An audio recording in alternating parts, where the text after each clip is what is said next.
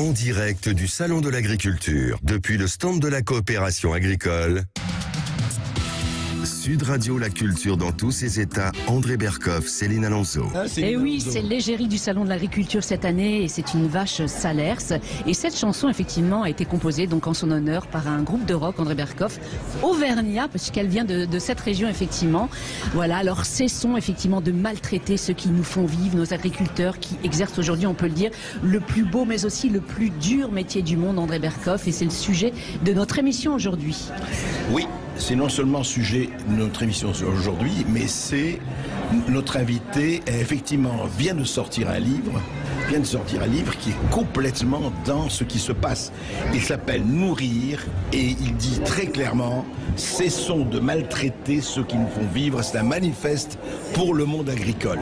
Sylvie Brunel, évidemment, j'allais dire, on ne la présente plus. Allez, je donne les clichés, elle est professeure de géographie à la Sorbonne. Elle a travaillé pendant 17 ans avec Médecins sans frontières et Action contre la faim. Et puis elle connaît bien ces questions de développement durable. Et elle connaît vraiment, elle en a écrit des livres. Et celui-là, il est très fort parce que c'est un manifeste pour dire vraiment l'essentiel. Et l'essentiel, c'est quoi?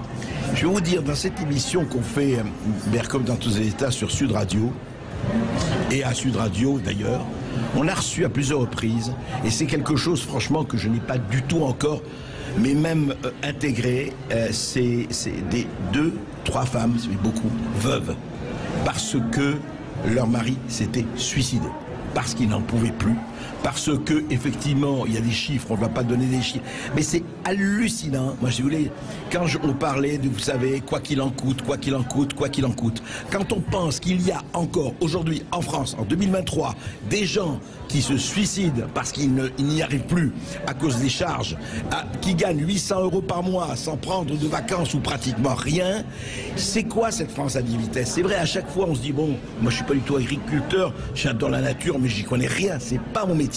Mais je trouve hallucinant qu'il y ait comme ça des dysfonctions.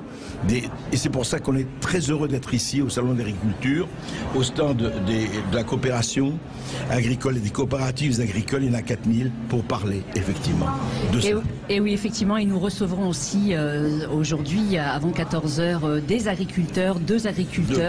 Joël Bouteille, qui est agriculteur et vigneron dans le Gers, et Tanguy Bidot, qui fait lui des grandes cultures dans l'Eure. Alors restez avec nous, on revient dans un instant sur Sud Radio, à tout de suite.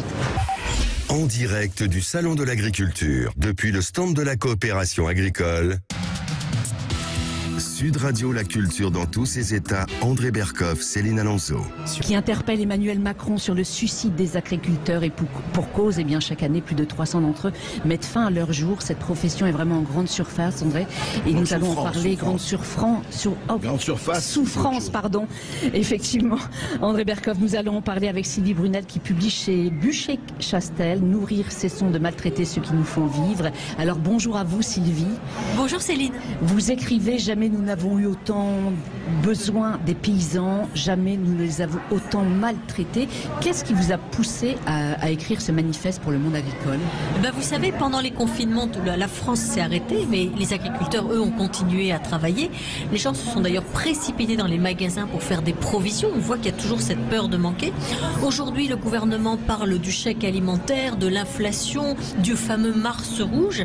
Eh bien, nous avons en France une chance inouïe, c'est que nous avons probablement la meilleure agriculture du monde, celle qui est capable à la fois de concilier la quantité et la qualité, et nous la maltraitons comment? D'abord en ne cessant de l'empêcher de travailler par des contrôles, par des normes, par des interdictions, et puis aussi par une espèce de critique permanente, cette petite musique du dénigrement qu'ils entendent quand leurs enfants reviennent de l'école, qu'ils entendent à la radio, pas sur Sud Radio bien sûr, mais pour eux c'est extrêmement décourageant parce qu'ils ont l'impression que plus ils en font, plus on leur en demande, et que leurs efforts ne sont pas ni connus ni respectés. Quelle musique de dénigrement, Sylvie Brunel? Eh bien, nous avons tous, Concrètement. eh bien, nous sommes tous persuadés de connaître l'agriculture parce que nous venons d'un monde où nos grands-parents ou nos arrière-grands-parents étaient paysans et on n'a aucun problème à renvoyer l'agriculteur vers des petits modèles de la binette, des petits modèles de la modestie. Alors qu'en réalité, pour faire face aux enjeux de la transition écologique, pour faire face aux enjeux de la souveraineté alimentaire, il faut une agriculture à travers une grande diversité de modèles, mais une agriculture très performante, une agriculture qui mobilise le meilleur. Quand on est agriculteur aujourd'hui, on est super compétent, super diplômé. On travaille avec le vivant et on est dépendant des caprices du temps. Simplement, si on vous prive de traitement, de génie génétique, d'eau, qu'on critique le maïs, la betterave, l'élevage de cochons et l'élevage tout court, mais comment vous voulez réussir à continuer à mener votre travail? Vous dites que tout est prétexte effectivement à accuser les agriculteurs de pollueurs, d'empoisonneurs, Sylvie. Oui, alors c'est quand même incroyable parce que nous, quand nous avons eu le Covid, on a tous pris des vaccins ARN et les traitements qu'on appelle de cet horrible mot de pesticides, ce ne sont que des médicaments pour les plantes et les animaux. Un animal qui souffre et qui n'est pas traité, eh bien, il va mourir, c'est horrible pour lui. Nous sommes préoccupés par le bien-être animal. Donc, nous nous accordons à nous, et d'ailleurs à nos animaux de compagnie, des choses qu'on interdit à ceux qui nous nourrissent, en nous protégeant malgré nous de maladies dont nous avons oublié l'existence, comme par exemple cette horreur qui sont les mycotoxines. Vous savez, vous l'avez dit, je travaille dans l'humanitaire. Les mycotoxines, ça contamine le quart des récoltes mondiales. C'est le premier agent cancérogène naturel. Mais aujourd'hui, c'est très compliqué pour un agriculteur simplement d'utiliser ce qu'on appelle un pulvé dans un champ. Même si c'est pour diffuser des nutriments, les gens arrêtent leur voiture, les insultent. Les zones de non-traitement, ça devient de plus en plus compliqué parce que les gens veulent aller vivre à la campagne, ils trouvent ça beau. Pourquoi ils trouvent ça beau? Parce que vous avez des champs de lavande, parce que vous avez du colza, parce que vous avez... C'est beau ce tissu écossais. C'est le parfum, oui, etc. Si la France est belle, c'est grâce à ceux qui la mettent en valeur, à ceux qui la cultivent. Mais c'est de plus en plus difficile pour eux. Chaque année, on a 20 000 départs en retraite et 13 000 installations. On a déjà désindustrialisé la France. On a fait des erreurs colossales sur l'énergie. On est en train de rouvrir les centrales nucléaires. On est en train même d'ouvrir les centrales à charbon. Et on commet une erreur tragique sur cette agriculture qui fait que nous pouvons encore nous penser comme une grande puissance. C'est un scandale. Et oui, pour revenir aux pesticides, vous dites que l'Europe et donc la France, c'est en quelque sorte tirer une balle dans le ventre en interdisant certains produits. Lesquels, par exemple, dites-nous? Vous savez, l'agriculture française est de plus en plus importatrice de produits importés, des pommes, du poulet, tout un ensemble de choses que nous produisons avec des grandes qualités en France. Mais chaque année, il y a tout un ensemble de molécules qui sont interdites. Le diméthoate pour les cerises en 2016, les néonicotinoïdes pour la filière betterave. Est-ce que c'est absurde de les avoir interdits? Racontez-nous. En fait, l'agriculteur, il traite jamais pour le plaisir. Ça coûte cher, ça lui demande du temps et ça l'embête. Pourquoi il le fait? Il le fait pour nous protéger. Il le fait parce que les pucerons, les moisissures dont je parlais tout à l'heure, l'ensemble des drames qui ont fait que l'humanité pendant très longtemps est morte de faim. Et c'est le cas encore aujourd'hui dans bien des pays du Sud. Souvenez-vous de la grande famine d'Irlande avec le mildiou de la pomme de terre. L'été 2021 a été très humide, le mildiou est revenu en force. Souvenez-vous du phylloxéra, cet insecte venu des États-Unis qui a tué toute la vigne française. Il a fallu tout replanter. La vigne, c'est quand même notre premier secteur d'exportation. Oui, mais par exemple, si on a interdit ces produits, c'est parce qu'il y avait quand même un danger. Mais alors, il y a toujours un danger. Mais si le glyphosate, par exemple. Alors, le glyphosate, on l'a pas encore interdit, et heureusement, parce qu'on dit qu'il faut faire une agriculture qu'on appelle de conservation, c'est-à-dire une agriculture sans labour. Mais si vous ne pouvez pas lutter contre les mauvaises herbes qu'on appelle l'adventice avec un coup de glyphosate, eh bien, vous vous êtes envahi. Et vous êtes envahi de plantes qui peuvent être extrêmement dangereuses, comme le datura, par exemple, qui est mortel. Donc, les gens ne savent pas ça. Et les agriculteurs essaient de leur expliquer qu'ils veulent bien s'en passer. On n'a jamais autant, le bio et le conventionnel ensemble, mis en œuvre des solutions pour essayer avec le biocontrôle, les biofertilisants, ce qu'on appelle toutes les biosolutions de se passer des produits de traitement. Mais les produits de traitement, c'est uniquement ce qui nous protège. Alors après, bien sûr, il faut en utiliser le moins possible. On est tous d'accord là-dessus. Mais la consommation a beaucoup diminué. Elle a diminué de moitié. Elle a diminué de moitié alors qu'on produit plus. Mais on ne pourra pas aller très longtemps comme ça si on importe en plus des produits qui, eux, je pense aux cerises par exemple, je vous parlais du diméthoate, mais les cerises qu'on importe, elles l'utilisent. Et puis dans les vergers, vous avez la punaise diabolique. Et puis face à la noisette, et on parle de l'Ardèche par exemple, au marron, vous avez le balanin qui est est un coléoptère horrible. Dans les colzas, vous avez les altises. On dit qu'il faut faire des légumineuses, mais les légumineuses, elles sont contaminées par un truc qu'on appelle les aphomycès. En fait, les agriculteurs, ils sont hyper techniques, hyper pointus. Il faut une agriculture de précision, et nous, on est de gros benets qui nous imaginons qu'on va vivre comme nos grands-parents. Eh oui. Alors selon vous, effectivement, il faut arrêter de scier la branche sur laquelle on est assise. Notre indépendance et sécurité alimentaire, effectivement, la beauté de nos campagnes, tout cela dépend, il faut le rappeler, effectivement, de nos paysans. De ceux qui nous nourrissent. Ouais, mais non seulement ils nous nourrissent, Céline, mais en plus ils apportent des solutions dans l'énergie renouvelable. Ils apportent des solutions dans les engrais avec les biofertilisants. Lesquels, par exemple? Eh bien, les engrais organiques, c'est pour ça que l'élevage, c'est fondamental. Une prairie, la moitié des terres françaises cultivées, ce sont des prairies. Une prairie, c'est ce qu'on appelle une infrastructure agroécologique de premier plan. Ça stocke du carbone, ça crée des fleurs, mais on envoie aux agriculteurs le loup. Hein, vous voyez, tout est stupide et on se dit, mais bien sûr la biodiversité, bien sûr la transition agroécologique, mais on ne pourra pas lutter contre le changement climatique sans cette capacité qu'ont les agriculteurs de stocker du carbone par Vous un dites champ de qu'ils maïs. sont les meilleurs stockeurs de carbone. Hein. Mais bien sûr, quand vous avez une prairie, 80 tonnes de CO2 par hectare, une forêt cultivée, 80 tonnes, un champ de maïs, tout le monde critique le maïs. Le maïs, c'est une plante formidable, c'est la première plante alimentaire mondiale. On a comme ça toute une vie, tout un ensemble de visions fausses, et eux, ils s'épuisent. Pourquoi? Parce que c'est des gens qui travaillent dans leur champ. Ce ne sont pas des communicants, ce sont des taiseux, ce sont des gens, ils ont tellement de boulot, tellement de contrôle.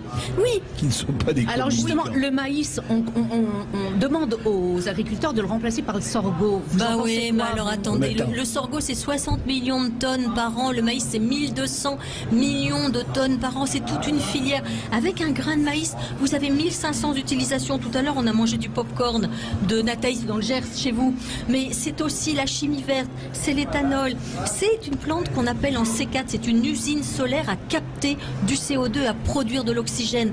Alors ça veut pas dire qu'il faut faire du maïs partout, n'importe où, mais on a une C'est plus productif que le blé, c'est ça. Mais c'est fou, c'est 10 tonnes à l'hectare. Et vous pouvez arriver à 20 tonnes si vous irriguez. Mais il n'y a qu'un quart seulement de la sol qui est irriguée en France. C'est une plante formidable sur laquelle la Chine mise, l'Éthiopie mise, évidemment l'Amérique latine, l'Afrique de l'Ouest. Et nous, on est là à la critiquer. Mais pourquoi on la dénigre? D'où ça vient? C'est du racisme végétal. C'est-à-dire qu'en fait, nous, on est la civilisation du blé. Notre père donne-nous aujourd'hui notre pain de ce jour. Le maïs est venu de l'Amérique. Et depuis le début, il n'a cessé d'essuyer les critiques. On ne savait pas ce que c'était. On l'appelait le blé d'Inde, le blé du diable. Et oui, c'est ça. C'est quand Christophe Colomb l'a importé, effectivement. On disait que c'était une plante diabolique. Ça, c'est incroyable. Ouais. Moi, j'ai une question. Je pose une question André. Béotien, et d'ailleurs, je la pose aussi à Joël Bouey et à Tanguy Bidot. Il y a quand même quelque chose, moi, vraiment, soyons hurons.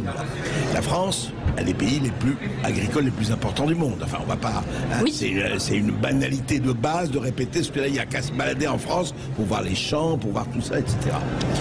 Et quand j'apprends, c'est pas un scoop, qu'on importe plus de 50% de nos produits alimentaires aujourd'hui. 50%.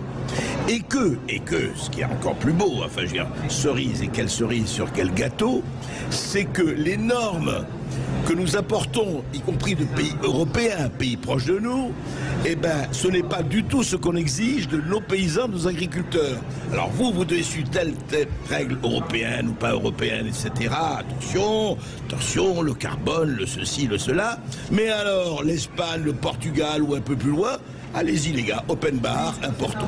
Mais c'est dramatique c'est par exemple dramatique pour les producteurs de pommes ou pour les producteurs de poulets, parce que il y a de plus en plus, et notamment dans la restauration publique, parce qu'on va se préoccuper d'abord du critère du prix, des aliments importés, alors qu'on demande à nos aviculteurs de laisser courir les poules dehors. Enfin, en ce moment, c'est compliqué avec la grippe aviaire.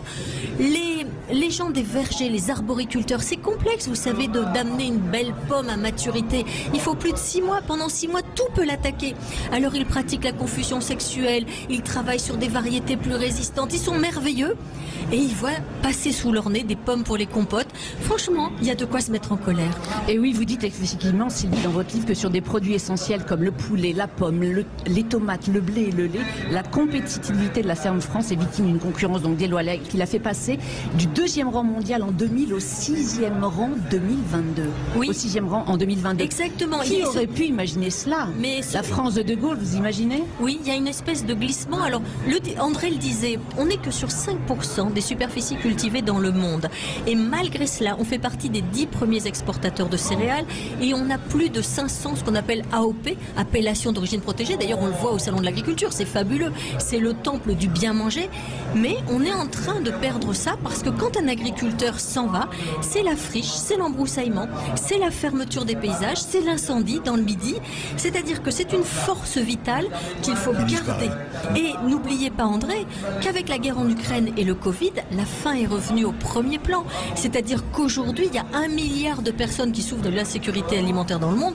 Et en France, c'est 10 millions de Français qui réduisent leurs achats, qui se privent de fruits, de légumes, de viande. Et parlons pas de l'inflation et de l'augmentation des prix. Et on parle de Mars rouge, c'est-à-dire qu'il y a péril en la demeure, il faut respecter ces gens fabuleux qui ont une compétence inouïe. On a à côté de nous un agriculteur du Gers. Dans le Gers, le doux pays paysan, chaque parcelle, chaque exposition est exploitée différemment parce que c'est une succession de 12 collines. L'eau vient des Pyrénées, elle part, il faut la garder. Il y a une intelligence du vivant qui, moi, m'émerveille et je trouve que on ne le sait pas assez. J'aimerais entendre l'agriculteur du Gers, justement, Joël Boueil. Comment vous réagissez aux propos de Sylvie Brunel? Mais je réagis en disant, et c'est heureux pour la population française, la réalité c'est qu'aujourd'hui, on ouvre le frigo 3 fois par jour, mais on n'imagine pas le boulot qu'il y a eu avant pour le remplir, ce frigo. Et que pour tout le monde, ça paraît naturel d'ouvrir le frigo 3 fois par jour et que le frigo il soit plein. On a oublié ce que c'était, d'avoir un peu faim. On a le frigo, on l'ouvre, allez, ça y est, c'est là, quoi. Et voilà. Comment c'est là, pourquoi c'est là, et qui ont travaillé là-dessus? Quelle énergie il a fallu déployer pour que tout ça arrive dans le frigo? Ce n'est plus un problème pour personne. Bilan aujourd'hui, on a une succession de mesures qui sont prises dans notre pays malheureusement, parce qu'il semble que le frigo il se remplit tout seul. Et donc il n'est plus nécessaire de produire. Oui, c'est ça, les gens ne voient plus ce qui s'est passé avant. Quoi. Et qu'est-ce que c'est qui a fait qu'il a rempli le frigo? Eh bien, bilan, comme le dit Sylvie Brunel, on ne produit plus. On n'est plus la puissance agroalimentaire qu'on a été, et au bilan, eh bien, on en arrive même à un certain moment, on n'est plus autosuffisant même. Et on exporte et on importe 50% de ce que nous consommons. C'est ça qui est scandaleux. Et c'est ça qui est incroyable. Et on a réussi à imprégner dans la tête, y compris d'un certain nombre de visiteurs qui se promènent dans le salon actuellement, que ma foi, en produisant moins, mais différemment et autres, ça allait bien aller pour tout le monde. Non.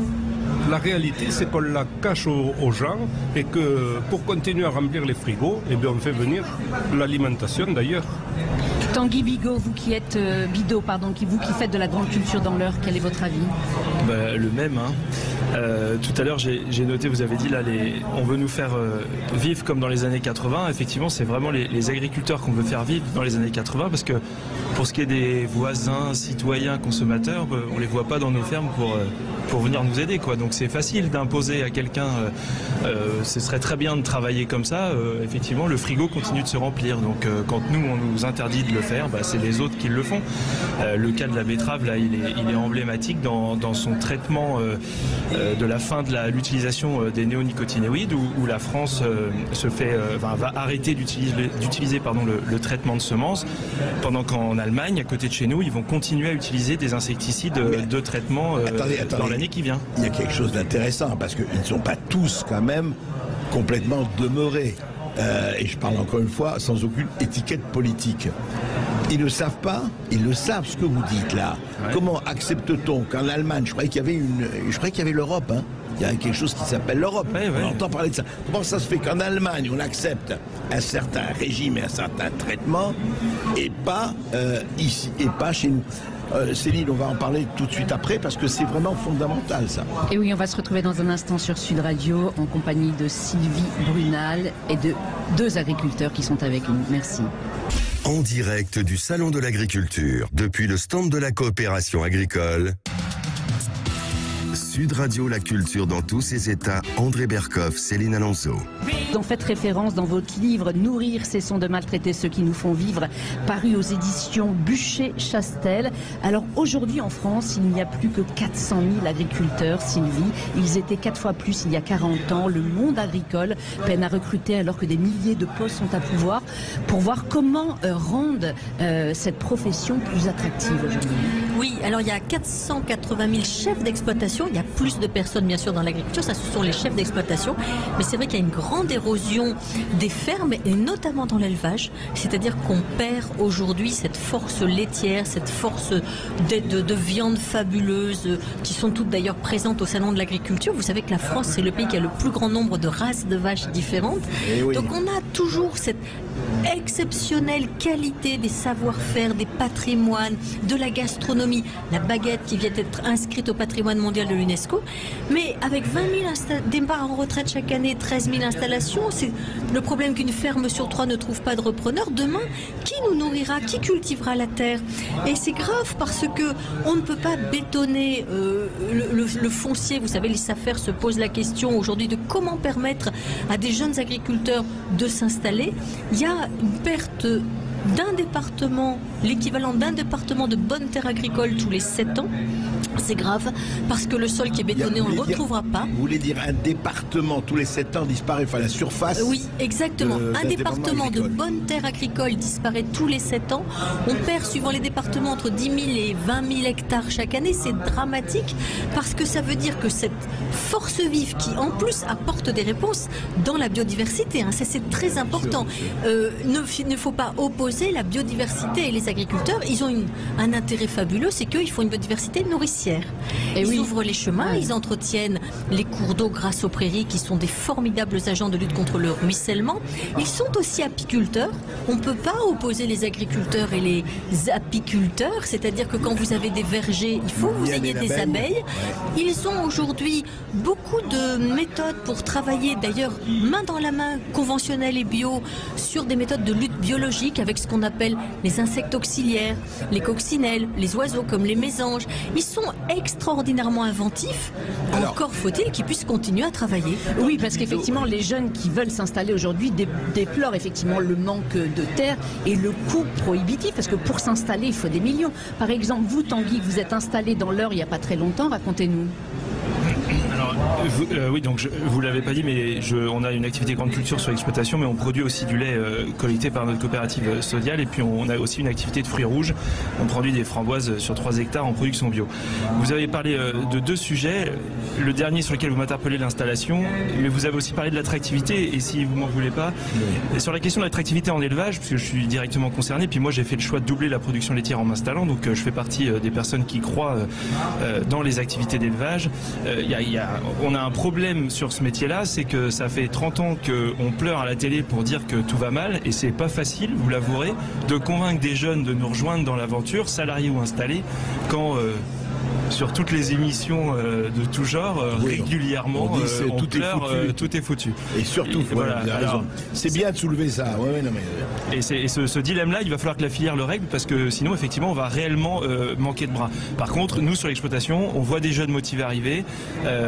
J'ai un apprenti avec moi sur l'exploitation qui aime faire son travail. L'année dernière également, des salariés, on arrive encore à en trouver. À nous aussi de proposer des conditions de travail attractives, intéressantes. C'est sûr que, comme l'a dit Sylvie tout à l'heure, on ne peut pas vivre dans l'agriculture des années 80, et ça c'est un vrai souci, puisque dès qu'on investit, aujourd'hui en élevage, on a tous en tête le dossier de la ferme des 1000 vaches je ne suis absolument pas contre ce système-là, bien au contraire. Rappelez quand même pour les auditeurs. La ferme des 1000 vaches qui était une exploitation dans la Somme qui s'est développée, qui a aujourd'hui arrêté son activité, mais qui répondait à plein de bonnes choses, puisque quand vous avez une exploitation de cette taille-là, c'est plus facile d'organiser les rotations de travail au sein des exploitations, c'est plus facile de suivre un troupeau, de gérer la santé de son troupeau, enfin bref, de piloter une entreprise comme n'importe quel chef d'entreprise. La taille, elle aide, ça fait pas tout, on est d'accord, mais elle aide quand même. Et puis, c'est pas la moyenne française, hein. Je rappelle qu'en moyenne, sur les exploitations laitières, c'est entre 60 et 80 vaches.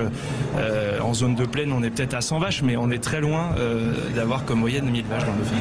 Qui était là, oui, la fameuse ferme en question. Joël Boueil. Alors pour nous, La situation, elle n'a pas les mêmes contraintes que la situation de l'élevage. Je suis vigneron en cave coopérative et l'avantage du travail, comme on le dit, c'est que c'est un très bon patron et que si on veut prendre le week-end de temps en temps, quand on est vigneron, on peut le reporter au lundi parce que, ma foi, il ne rouspète pas. Donc c'est la différence avec l'élevage, où là par contre il y a de la présence quotidienne permanente. C'est pour ça que Pierre Dac disait qu'on préfère le vin d'ici à l'au-delà. Exactement. Mais en tout cas ce qui est sûr, c'est que les problématiques par ailleurs elles se rejoignent très fortement. Le renouvellement des générations et autres, c'est quand même un sujet qui nous préoccupe. Et tout à l'heure Sylvie Brunel a rappelé des chiffres. 400 000 agriculteurs aujourd'hui exploitent la ferme France. Je le mettrai dans un autre contexte. Nous représentons 3% de la population versus 97% de la population qui se nourrit chaque jour, qui ne comprend pas toujours nos pratiques, pourquoi et comment nous faisons notre métier. Or, et on l'a vu en plus avec la crise du Covid, il y a eu un phénomène d'accélération de gens qui ont quitté la ville pour aller à la campagne. Et donc nous voyons arriver dans nos villages, dans nos campagnes, des néo-ruraux.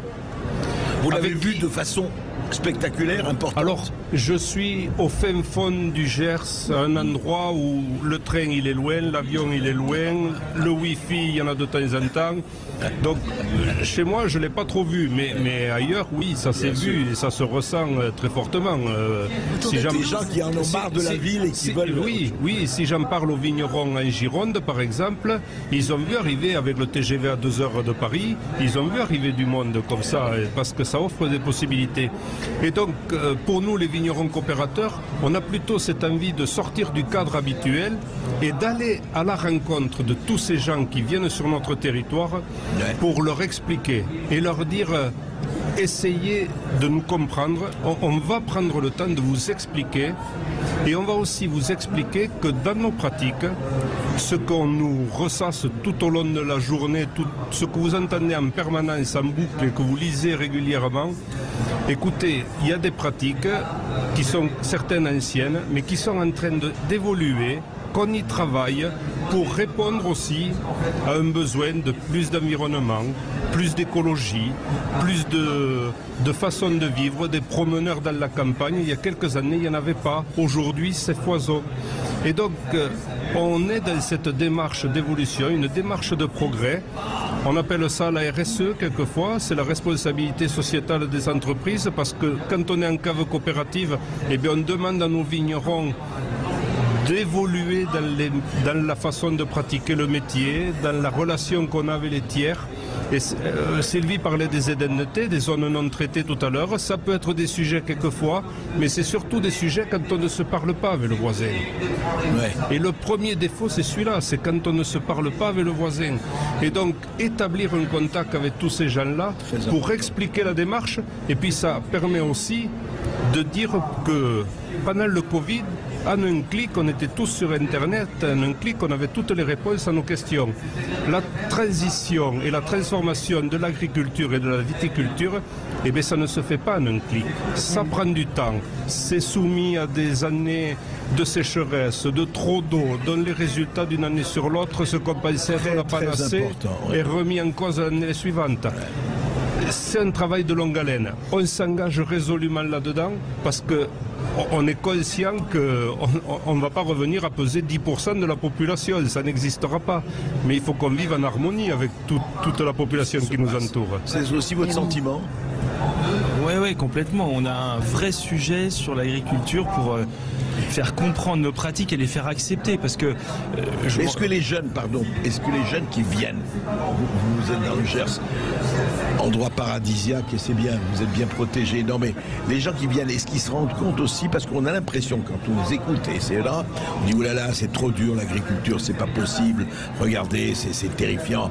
Et Sylvie donne les vrais chiffres et nous donnons aussi un certain nombre de constatations. Mais est-ce que vous sentez, vous, alors dans votre métier, des gens qui ont vraiment envie de renouer avec cela, avec votre pratique ? Non, pas beaucoup. Enfin, objectivement, c'est compliqué. Moi, pour mon cas personnel, on a à côté de chez nous, on a la partie élevage est proche de certaines maisons, ce qui est génial en termes de sociabilité. Enfin, nous aussi, on aime bien vivre avec des gens autour de nous.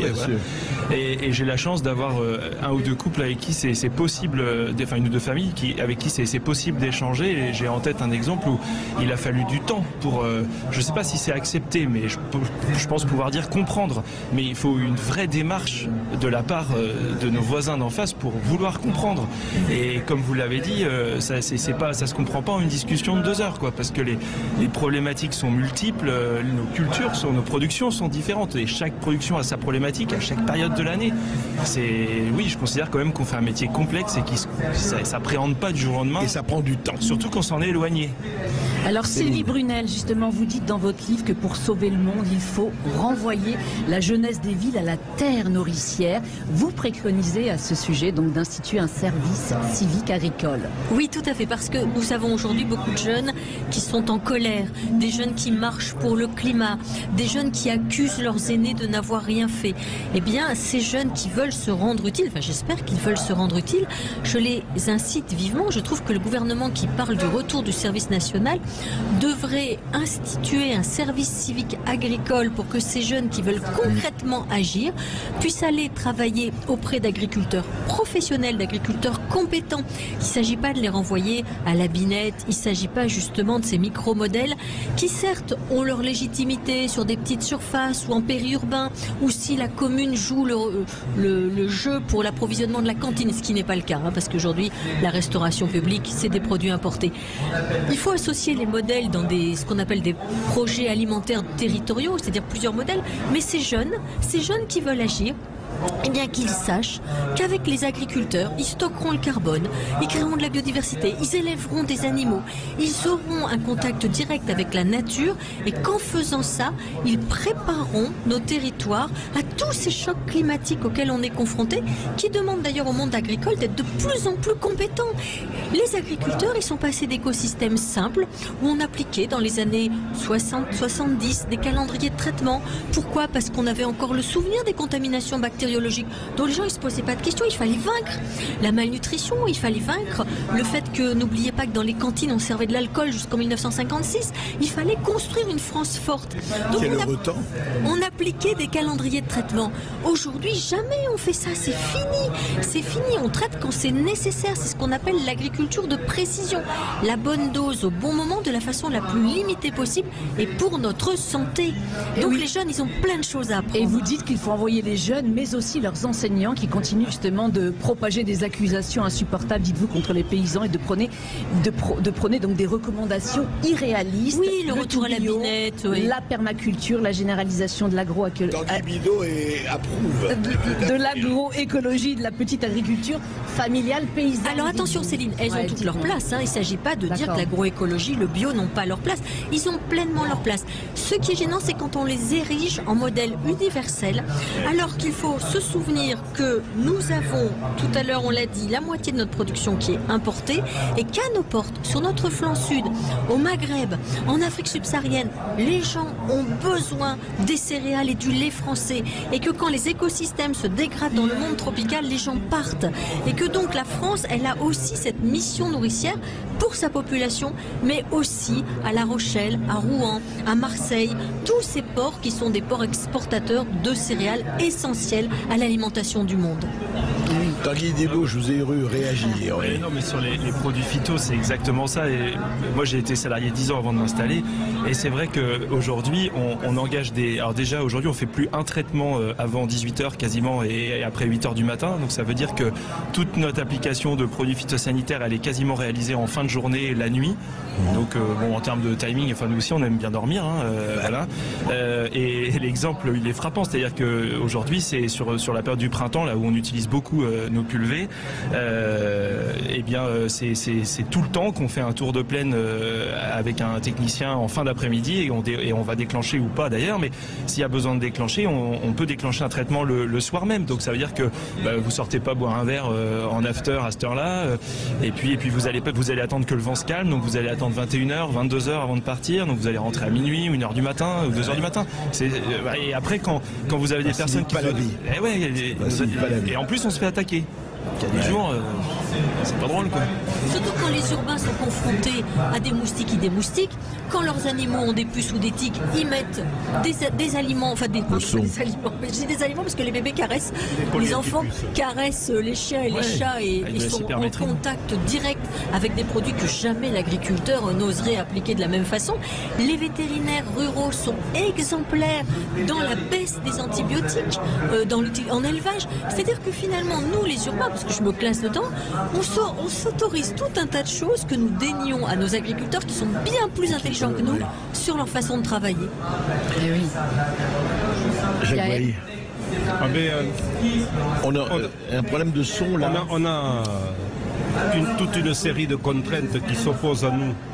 Mais justement, le message le plus ambitieux et ce qui me donne le plus envie quand même aujourd'hui, malgré toutes les contraintes qu'on nous oppose, c'est de se dire qu'on a encore un avenir et une carte à jouer et qu'on veut jouer l'axe de l'innovation, de l'adaptation, parce qu'il faudra toujours des agriculteurs différemment. Et donc on va innover. Pour ce qui nous concerne, nous en viticulture, on va voir comment on peut planter des vignes différemment, dans d'autres terroirs, d'autres orientations, pour s'adapter à un changement climatique qu'on ne l'a pas évoqué, mais qui est là aussi inéluctable et qui s'oppose à nous. Mais on devra faire avec. Et si on ne s'adapte pas aussi à ce changement climatique, on mettra la clé sous la porte. Donc on va avoir du travail sur les cépages, les porte-greffes, on va avoir du travail dans les chais pour vinifier différemment. On a un spectre d'activités, de recherche et de développement immense pour continuer à s'adapter, à produire au XXIe siècle, compte tenu des contraintes climatiques, je viens de les évoquer, sociétales, on en parlait juste avant. Tout ça arrive face à nous et soyez rassurés, là je parle au grand public, on continuera à évoluer dans le sens que souhaite le consommateur. Je le dis, c'est dans le sens parce qu'on entend le consommateur et on est plus que jamais aujourd'hui à l'écoute des besoins et des attentes et des envies des consommateurs. Et on fera en sorte de répondre à toutes ces attentes, mais ça prend un peu de temps. Accordez-nous ça. C'est comme je l'ai dit tout à l'heure, on ne claque pas des doigts pour que tout change. Mais le train est lancé, le changement, il est en route. C'est vrai, simplement le changement, vous savez, il peut mener dans une impasse ou il peut mener vers des routes ouvertes. Non, ce qu'on souhaite, nous, c'est que, franchement, parce qu'on se pose, qu'on ne dise pas un jour l'agriculture c'est fini, il n'y aura plus d'agriculteurs, il y aura des espèces de machines et d'intelligence artificielle qui vont tout changer. On en reparle tout de suite après cette petite pause. En direct du Salon de l'Agriculture, depuis le stand de la coopération agricole. Sud Radio, la culture dans tous ses états. André Berkoff, Céline Alonso. Que vous êtes agriculteur et vigneron, c'est le Gers. Joël Bouey, depuis 1991, je crois, c'est ça? Oui, tout à fait. Voilà. Alors dites-nous, quel vin on boira demain? Vous voyez que tout à l'heure, je n'ai pas menti quand je vous ai dit qu'on était loin de tout. Et la Wi-Fi, même les chevaliers du fiel, ils se sont rendus compte. Donc, mais le vin qu'on boira demain, c'est pas le même qu'aujourd'hui. Le réchauffement climatique, j'en parlais il y a quelques minutes, on récolte aujourd'hui des raisins rouges qui font souvent 15 et demi à la récolte. On produit des vins avec ça qui ne sont plus dans l'air du temps. Quand il fait 40 degrés dehors l'été, on n'a pas envie de boire un vin rouge qui fait 14 et demi ou 15 degrés. Parce que ça va bien avec le pot-au-feu ou avec la daube. Donc plutôt ces jours-ci ou au mois de décembre. Et donc on aura besoin d'évoluer. On va aller vers des vins plus légers en alcool. Et donc je parlais de recherche et de développement dans les chais. On va travailler sur la désalcoolisation des vins. pour arriver à des vins plus digestes. On va avoir une réorientation du vignoble pour aller vers un peu plus de vin rosé, un peu plus de vin blanc. Alors, ce ne sera pas des révolutions fondamentales. Non. Mais est-ce qu'ils seront aussi bons qu'ils sont aujourd'hui? Vous savez, le vin français, quand même... Alors, est-ce qu'ils seront aussi bons Est-ce que les vins d'aujourd'hui ont le même goût qu'il y a 40 ans? Bonne question. André Berkoff, vous êtes un expert, vous pouvez répondre à cette question. Je pense qu'il y aura aussi une évolution. C'est pour ça que je bois que des vins des années 80. C'est bien pour ça.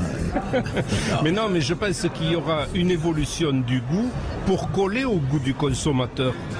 Parce que la réalité, c'est que le patron, à la fin, c'est celui qui prend la bouteille, qui commande la bouteille au restaurant ou qui la prend dans le rayon de grande distribution. Pardon, on va pas avoir la question, mais vous savez que le consommateur, il faut aussi l'orienter. C'est important de cultiver le goût, vous le savez. Je suis dans une région que je veux faire du Saint-Mont. Le cépage de base, c'est le Tanat. Oui. Ça restera le Tanat, le cépage de base. On ne va pas se raconter d'histoire. Sauf qu'on va chercher à trouver d'autres cépages qui pourront modifier légèrement le goût par assemblage de ce qu'on a fait jusque-là. Peut-être des cépages qui titrera que 11 ou 12 degrés pour que l'assemblage fasse un degré moyen plus faible que ce que nous faisons aujourd'hui. Et ensuite, nous aurons des questions à nous poser sur le conditionnement. Parce que beaucoup de gens aujourd'hui vivent seuls et qu'une bouteille de 75 centilitres n'est pas adaptée à la consommation d'une personne seule. Oui, il faut s'adapter à la sociologie. Il faut s'adapter à la sociologie et se donner des armes, et ça c'est extrêmement important, d'une consommation française qui se réduit année après année, à se donner des perspectives pour aller vendre du vin à l'export, parce que c'est extrêmement important pour l'avenir de la filière viticole française. Sylvie Brunel. Tanguy, un mot, effectivement. Monsieur vient de m'ouvrir la porte à ce que je voulais dire. Merci, on est complètement en ligne. Moi, je vais prendre l'exemple de la filière laitière pour ce qui est une de nos activités. Le lait de consommation s'est adapté aussi depuis déjà des années avec un format en demi-litre parce que c'est un secteur qui baisse. Toute la filière agricole, de façon générale, travaille pour mieux répondre aux attentes du consommateur. Il y a quelque chose quand même que je veux dire par rapport à ça. Dites-le rapidement, on est en fin d'émission. Qu'on nous laisse produire en France pour tous nos clients. Celui qui peut acheter un poulet Label Rouge le dimanche midi ou un comté AOP, mais aussi de la poudre de lait qui va rentrer dans une barre chocolatée que tout le monde achète. Et ces produits laitiers-là n'ont pas la même valeur et il faut nous laisser développer nos systèmes de production pour tous les marchés. Fondamental, parce que c'est pas seulement nourrir, et Sylvie Brunel le dit excellemment, mais se nourrir bien. Ne pas oublier ce qu'on appelle le goût, la vertu, absolument. Et merci beaucoup, merci à Sylvie.